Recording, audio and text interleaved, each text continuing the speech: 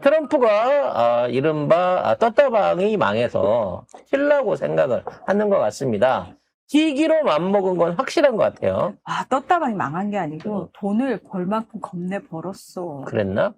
이것들이 아직 분양사기를 치려고 네, 지금 사람들만 전부 다 끌어모아 놓고 사고를 이렇게 쳐놓고 나는 몰라 이제 갈 거야 라고 얘기를 하고 있는데요. 과연 무사히 발 뺄 수 있을지도 이게 좀 앞으로 의심스럽거든요. 하여튼 최신 뉴스들 먼저 정리를 하고 어떤 방향으로 흘러갈지 보도록 하겠습니다. 네. 자, 어제 그 월스트리트 저널이 한 보도 내용에 따르면은 트럼프 대통령이 이제 참모들 모아놓고 호르무즈 해협 문제를 어떤 식으로 해결할 것인지에 대한 얘기를 했대요. 그러면서 그 참모들한테 그랬대요.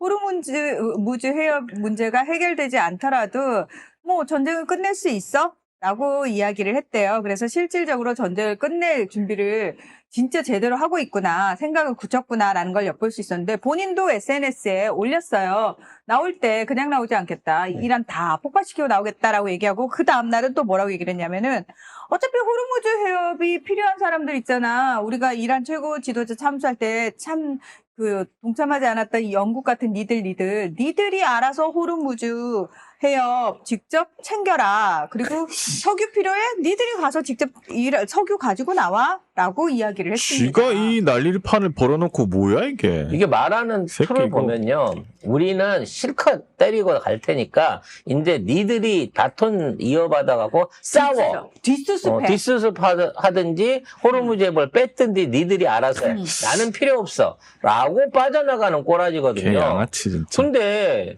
지가 싸움을 걸어갖고 이 사단이 난 거지. 지가 사고치고 나간다 그래서 지금 유럽이나 다른 뭐 아시아에 있는 국가들이 지금 이란이랑 싸울 이유가 뭐가 있겠어요? 아니, 지금 애꿎은 이란 들쑤셔 나가지고 없던 통행료를 만든 게 본인이잖아요. 근데 트럼프가 진짜 우리는 호르무즈 해협 이용 안 하거든? 그러니까 이용하는 니들이 가가지고 석유 빼오든지라고 얘기를 하면서도 이 뒤끝이 야, 난 모르겠고 니들 알아서 해 수준이 아니에요.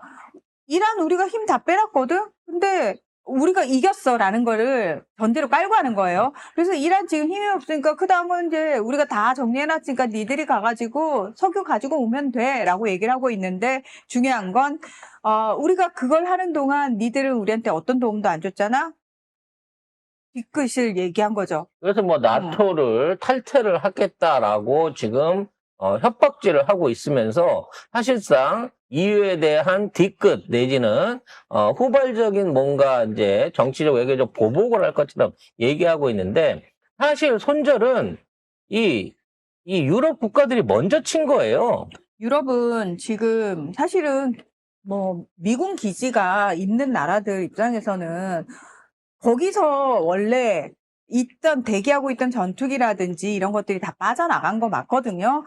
그러니까 유럽 국가들은 강하게 그렇게 얘기를 해요. 우리 기지를 이용해가지고 우리나라에 있는 영토에 있는 기지를 이용해가지고 이란을 공격하는 건 우린 절대 허락하지 않는다라고 얘기는 해요. 그래서 네. 일단 뭐 독일, 프랑스, 영국 전부 다 군사적 파병 거절했고요.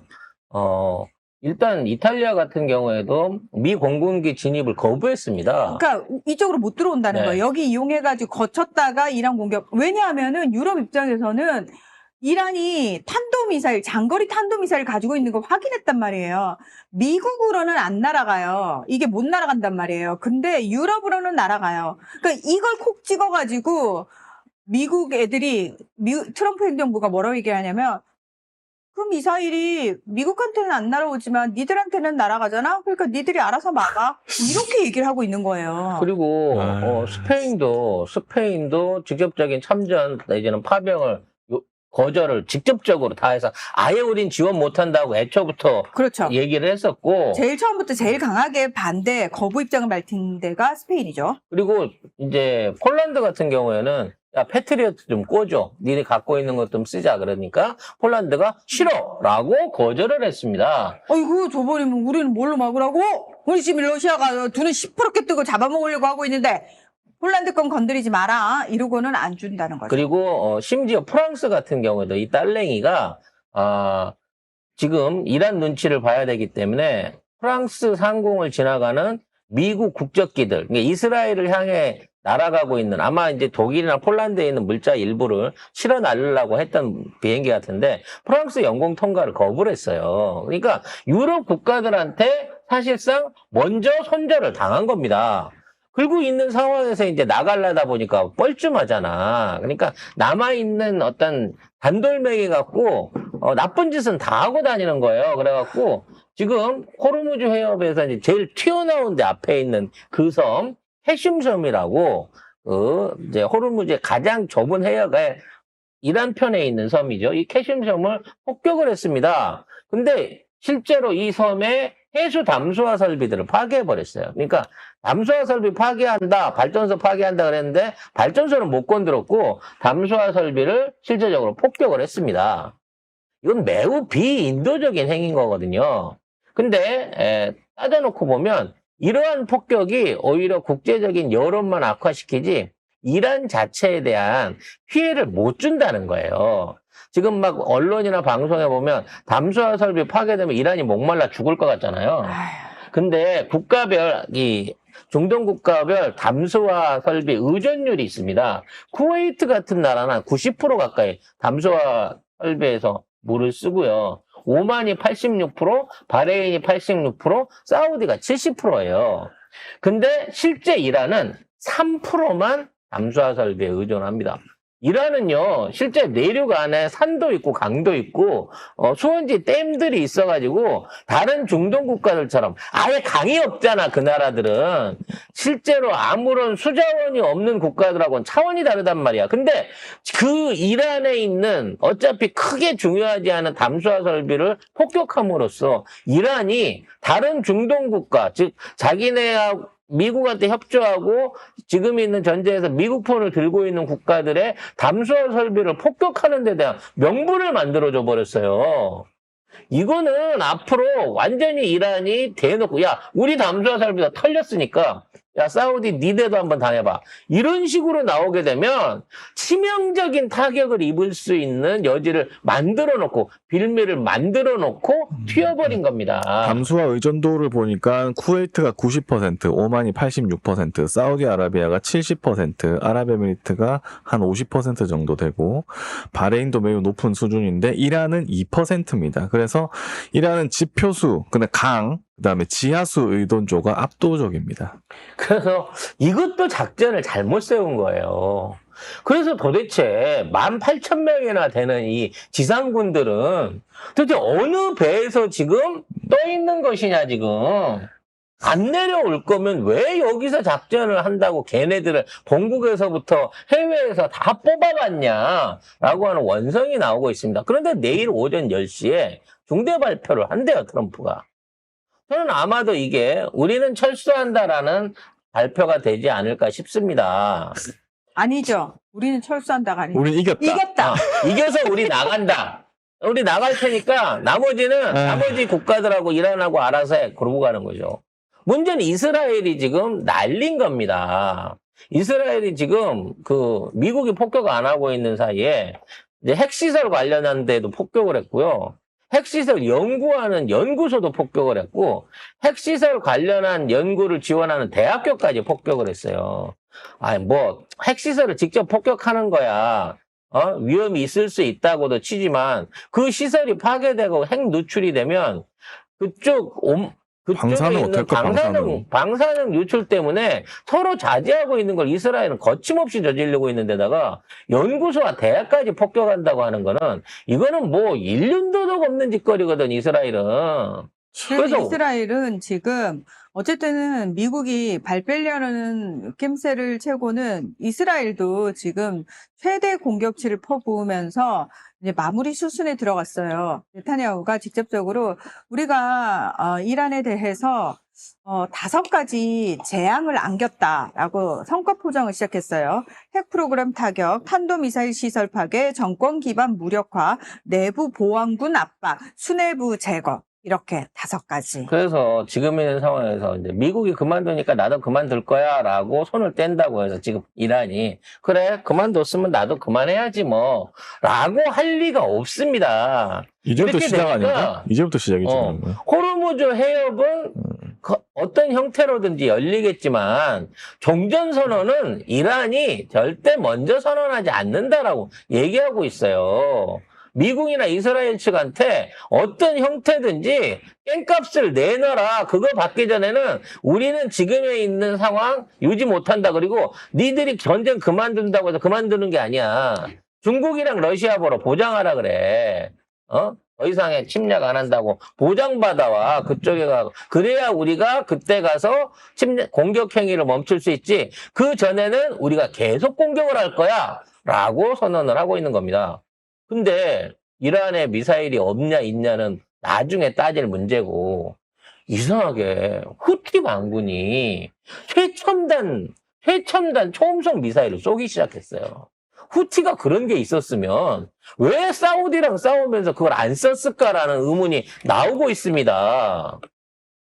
후티 반군이 지금 쏘고 있는 미사일은 사거리 2000km 정도 되는 미사일이고 지금 이스라엘의 방공망을 뚫고 들어가가지고 실질적으로 이스라엘에 타격을 주는 미사일이 들어갔어요. 거기다가 이거를 이 무인기들 그러니까 드론들하고 섞어서 써가지고 한 3천억 원어치 가까운 폭격을 쏟아 부어가지고 이스라엘을 공격해서 방공망을 뚫어냈습니다. 근데 이스라엘이 후티 반군을 막아내기 위해서 투입한 일종의 방공 무기 가격들이 1조 2천억을 넘는다 그래요. 이거 한 방으로 사실상 이스라엘의 방공망이 완전히 소모됐다라는 얘기가 나오고 있습니다. 이런 재래식 드론이나 조금 그동안 구형 탄도미사일들도 앞으로 이스라엘에 직접적인 타격을 줄 수 있게 될 것이고 그러면 전에 얘기했던 다른 지역에 있었던 그러니까 일종의 지금 이스라엘의 적대감을 갖고 있는 다른 무장단체의 공격들도 이스라엘이 앞으로 막아낼 수 없을 것이다 라고 하는 일종의 경고성 발언이 나오고 있는 거예요. 앞으로 이스라엘이 어떤 대가를 치르게 될지 보는 것도 문제가 될 것 같습니다. 자, 왜 내일 트럼프가 정전선언을 하려고 하느냐 그러면서 정전선언이 없더라도 2주 안에는 전쟁을 끝난다. 우리 전쟁은 6주를 넘지 않는다라고 이 트럼프의 관료들과 트럼프가 주장을 하고 있습니다. 이 6주라고 하는 이 내용이 매우 의미심장한 기간이라는 걸 여러분한테 알려드리고 싶어요. 이게 뭐냐면 4월 중순에 이번 전쟁에 대한 추경 예산, 추경 승인이 의회에서 있을 예정입니다. 즉 앞으로 전쟁을 더 하려고 하면 돈이 어마어마하게 필요한 거예요. 200조 원 이상을 더 쏟아 부어야 된다. 무기들 보강하기 위해서는 그 정도가 필요하다. 지상군이 들어가면 돈은 더 올라올 수 있다. 이거가 다 추경에 의해서 나와야 되는 돈입니다. 이미 국방부를 비롯해갖고 미국이 가용할 수 있는 전쟁 자산을 다 써버린 게 확인이 되고 있거든요. 근데 이게 절대 통과가 안 될 거라는 거죠. 그렇죠. 미 국방부가 이란 전쟁 예산 300조를 지금 요구해 놓은 상황이에요. 그런데 일단 공화당도 그렇고 민주당도 그렇고 민주당은 당연히 반대죠. 공화당 의원들은 이 300조 안에 미 지상군 파병과 관련된 내용이 들어가 있기 때문에 절대로 우리는 이걸 통과해 줄 수가 없다라고 얘기를 하고 있고 무엇보다 지금 미국 내 민심이 심각한 상황입니다. 미국에서는 우리는 리터당 얼마 이런데 미국에서는 갤런으로 따지잖아요. 이 갤런이 리터로 바꾸면 3.78리터 정도 되거든요. 근데 미국에서는 갤런당 4달러가 딱 금기어예요. 4달러를 넘어버리게 되면은 리터당 무조건 1,000원 넘으면 난리 나는 거죠. 네, 이 4달러. 정부는 망한다예요. 그래서 어떤 식으로든 그걸 넘기지 않으려고 모든 정부가 다 애를 써왔는데 지금 5달러를 넘었습니다. 그렇기 때문에 지금 난리가 났습니다. 김영철 씨가 그렇게 4달러를 주장하는 그 이유였군요.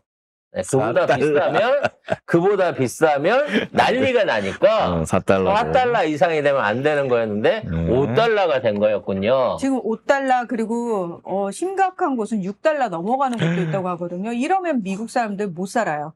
미국은 차가 없는 집이 없는 나라거든요. 음. 조금만 이동해도 무조건 차를 타고 이동하기 때문에 이 사람들은 기름값에 거의 경기를 일으킬 정도거든요. 아무튼 어찌됐거나 이제 전쟁은 종전 상황에 들어가는 거고, 이제 남은 거는 이제 더 이상의 그 확전 방지, 그리고 국지전 방지 같은 안전 대책에 대한 부분일 건데, 그렇죠. 미국에 대해서는 신뢰가 없으니까 러시아나 중국이 와서 이걸 해달라는 얘기예요. 근데 어찌 보면 이란 입장에서는 미국은 나갈 거니까 미국이 다시 쳐들어온다는 거는 어떤 그 정치적인 보증만 있으면 가능한 건데, 이스라엘이 뭔 딴짓을 하지 못하게끔, 더 이상의 파상 공제를 하지 못하게끔 중국군이나 러시아군이 개입하라는 얘기로도 들릴 수 있는 거거든요. 과연 어떤 방식으로 중국과 러시아가 중재를 하게 될지, 또는 그 중재가 어느 선까지 먹히게 될지 두고 봐야 될 것 같습니다. 하지만 전쟁은 이제 어느 정도 종결 수순으로 들어가고 있다라는 점은 여러분들이 믿으셔도 될 것 근데 같고요. 이란 대통령은 뭐 공격 없으면 종식 용의가 있다. 이렇게 페제시키안 말하는. 대통령은 힘이 없죠. 외교적인 수단을 말할 수밖에 없는 거고요. 페제시키안 네. 대통령은 페제시키안 대통령의 말은 의미가 없는 말이에요. 네. 그래서 지금 뭐 미국 특사가 물밑 접촉을 하고 있다라고 하는데, 방금 얘기한 대통령하고 만나고 있는 건 아닌 것 같고, 지금 그 위트코프 중동 특사하고 아라그치 이란 외무장관하고 얘기를 하고 있는 것 같은데, 아라그치 외무장관은 전달받고는 있는데 다시 한번 말하지만 우리가 직접적으로 미국 측과 협상을 하고 있는 건 아니야. 그쪽이 요구하는 사항을 일방적으로 우리는 전달받았을 뿐 우리가 협상을 하고 있는 건 아니야 라고 이야기를 하고 있고요. 지금 미국이 우리 끝. 야, 이제 우리 갈 거야. 이러고 끝나는 문제가 아닌 게, 더 심각한 게 뭐냐면 이제 이 이후에 남아있던 그 다 파괴된 미군 기지, 어쨌든 복구를 하려면은 다시 미군이 들어와야 되잖아요. 중동에. 그 미군들의 안전을 담보할 수 없고요. 왜냐하면 이란 측에서 그걸 내버려 둘 것이냐. 게다가 지금 후티 반군이 공격을 할 때 후티 반군 독단적으로 공격한 게 아니에요. 이게 지금 이란, 후티 반군, 그다음에 레바논 헤즈볼라, 그리고 이라크의 친이란 민병대까지 소위 말해서 저항의 축이 동시다발적으로 연락을 주고받으면서 유기적으로 연결돼가지고 일시에 공격을 하는 시기예요. 거기다가 이라크에서는 무슨 일이 벌어졌냐면은 미국 국적의 여기자가 납치당했습니다. 자, 이제부터 시작이라는 게, 이런 식의 이제 미국인을 대상으로 한 범죄가, 테러가 어마무시하게 벌어질 겁니다. 그리고 미국 외적으로도 그렇고 미국에 투자가 들어가 있는 IT 기업들에 대한 이 테러 협박도 이미 나와 있는 상황인 거고요. 가장 큰 건 이스라엘 기업들이 지금 사실상 한 달 이상을 아무런 일종의 기업 활동을 못 하고 있다는 거예요. 그래서 핵심 자본가들이나 그와 관련된 기업인들이 지금 다 이스라엘을 떠나 있는 상태란 말이죠. 그럼 이 긴장 상황이 완벽하게 해소가 되지 않으면 이들이 돌아갈 수가 없는 거고, 그렇죠. 그럼 이스라엘을 지탱하고 있던 지식산업을 비롯한 각종 연구산업들, 미국과 연관되어 있는 여러 산업들 자체가 완전히 붕괴될 수 있는 수준이라서 자칫 이스라엘이 전쟁에 이겨놓고 경제가 붕괴해갖고 나라가 폭망하는 거 아니냐라는 얘기가 나오고 있을 정도로 지금 이스라엘 국민들과 경제 문제는 매우 심각합니다. 네타냐후가 이거를 덮고 있을 뿐인 거지. 이 와중에 이스라엘 의회가 새벽에 예산안을 통과시켜버렸어요. 근데 이거는 예산을 어디서 땡겨 쓰려고? 그러니까 그게 문제인 거예요. 그래서 그러니까 야당 눈을 가리고 복잡하게 막 내용을 엄청 많이 넣어가지고 통과를 시켜버렸는데, 사실은 이거 문제가 많은 예산안이어가지고 이 전쟁 와중에도 이스라엘 국민들이 반대 시위를 벌이고 있었거든요. 근데 그거를 날치기를 한 거예요, 새벽에. 국방비를 대폭 네. 증액하는 거에 의결을 했네. 네. 세상에. 근데 여기 이제 어떤 문제가 있었냐면은, 사실 이스라엘 내부가 지금 하레디라고 해가지고 공교육도 안 받고 지들끼리 모여가지고 계속 그 토라라고 하죠. 유대 성경만 읽으면서 애만 풍풍풍풍 낳고 국가에서 지원금 받아서 사는 애들이 있어요. 그리고 그런 애들이 다 정치인데요. 근데 그런 애들이 퍼센테이지가 지금 12, 13%로 점점 비율이 늘어나고 있는 상황이거든요. 그 얘들이 전쟁이 길어지니까 군인이 필요하잖아요. 근데 얘들은 국방의 의무도 안 하려고 해요. 그래서 국방 의무 시켜야 된다라는 문제로 굉장히 오래전부터 문제가 많았고, 지난해 그 이스라엘 대법원에서 걔들도 병역의 의무 해야 돼라고 판결을 내렸단 말이에요. 근데 놀고 여기에 먹는 대해서 랍비 후보생이라는 이유만으로 군대를 빼줘버리니까,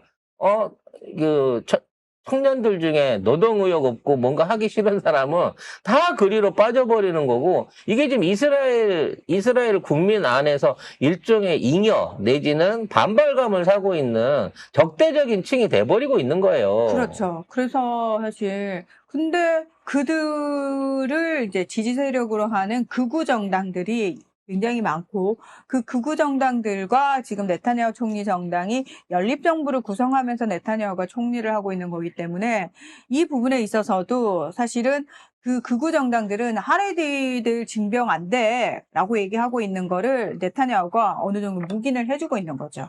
어찌됐거나 지금 있는 사태는 이제 대화와 협의의 과정이 남아 있는 것 같고, 빨리빨리 미국이 빠져나오고 더 이상의 어떤 그 군사적 충돌이 없는 상황에서 조속히 봉합이 됐으면 좋겠습니다. 이게 세계 경제하고 연결되는 구조가 큰 거거든요.